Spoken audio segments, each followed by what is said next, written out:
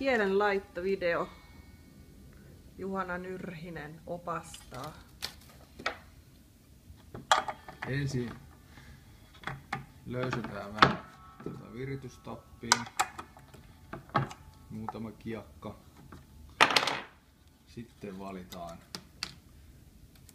kieli saman paksunen mitä näin kanteleissa on muukin kielet. Tässä kyseessä on 0,35 mm.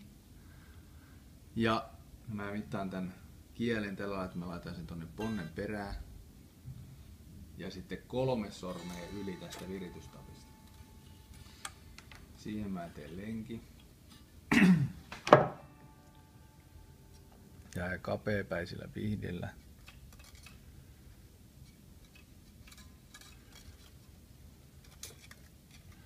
Tämmönen pieni lenkki. Ja sen lenkin perään mä taitan 1, 2 ja 3 kierrosta tätä kieltä tälleen kierteelle. Se lukittee sen sitten, ettei se lähde luista. Ja sen jälkeen mä katkaisen toisella pihdeellä sen tästä kierteen perästä.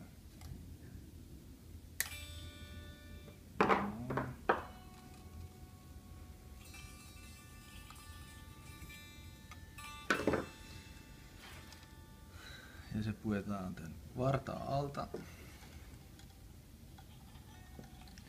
Ja sen jälkeen tää vapaa pää puetaan tästä pienestä lenkistä.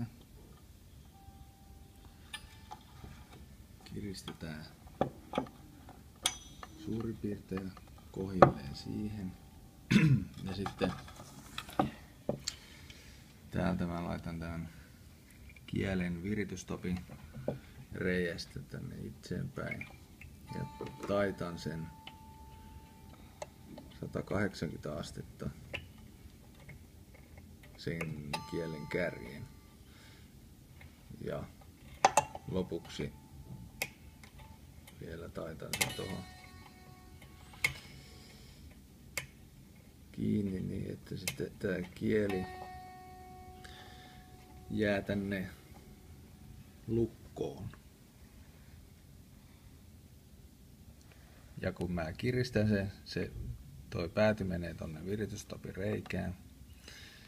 Ja mä kiristän ton kielen tosta, niin se lukitsee tämän kielen eikä lähde sieltä luistamaan. Sen jälkeen voidaan virittää tää.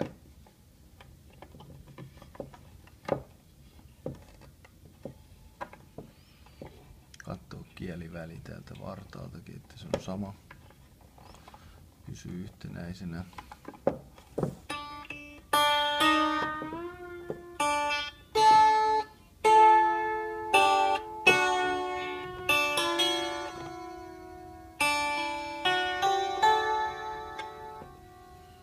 Kyllä ne Kurussa osaavat.